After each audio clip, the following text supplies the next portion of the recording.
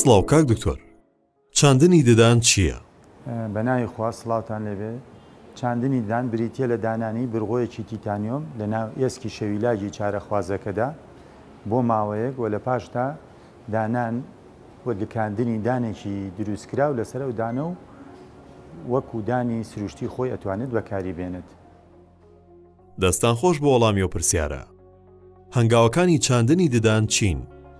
بەڵێ، سەرەتا چاندنی ددان چارەخوازەکە دێت بۆ کلینیک. ئێمە تیشکی شەویلاجی بۆ دەگرین ئێسکەکەی بۆ دیاریکردنی جۆری ئێسکەکە و درێژی و پانی ئێسکەکە و بۆ دیاریکردنی ژمارەی برغۆکان و پانی و درێژی برغۆکان.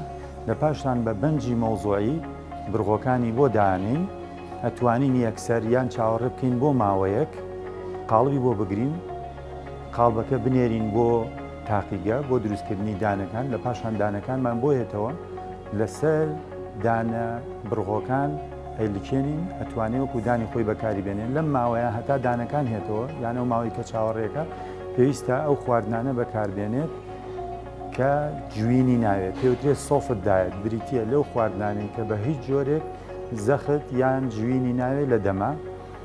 و چاندنی دان بە شێوەیەکی گشتی دوو جۆری هەیە، جۆرێکیان یەک پارچەیە پێوترێ وەن پیس، جۆرێکیان دوو پارچەیە. ئەمە هەریەکان بەکارهێنان و جۆری خۆی هەیە، بەڵام هەردووکیان باشن.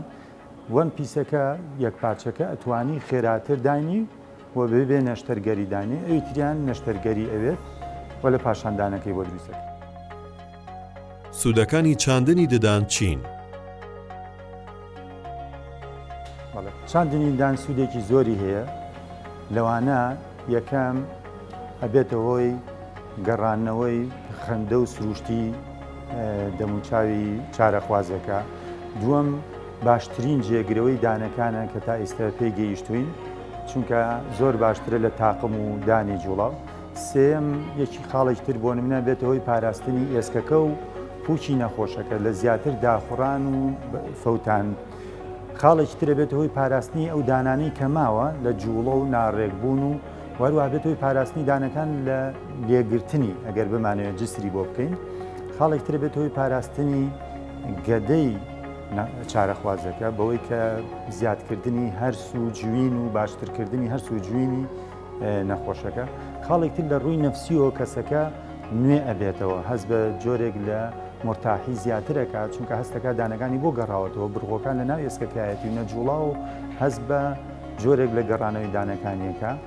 خاڵێک ترەوەیە کە جوانیکی زیاترە بەخشێت بە نەخۆشەکە و بێتە هۆی پاراستنی دانەکانی تری لە زیاتر فەوتان و بەڵام خراپیەکانی وەیە کەمێک ئەزیەتی زیاترە و کەمێک گرانترە لە چاو جسر و تاقمە. ئەو کەسانێکیان کە ناتوانن چاندنی ددانیان بۆ بکرێت؟ بە شێوەیەکی گشتی چاندنی ددان بۆ گشت تەمەنەکان ئەگرێت لە سەر و 18 ساڵیەوە تا 75-80 ساڵیش، بۆ هەموو تەمەنەکان ئەکرێت لە سەر و 18 ساڵیەوە.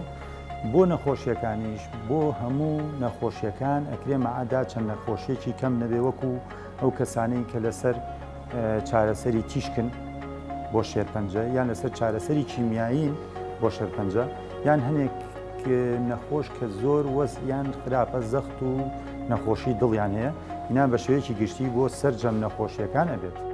زۆر سپاس کاک دکتۆر، دەستخۆشی بۆ بەڕێستان.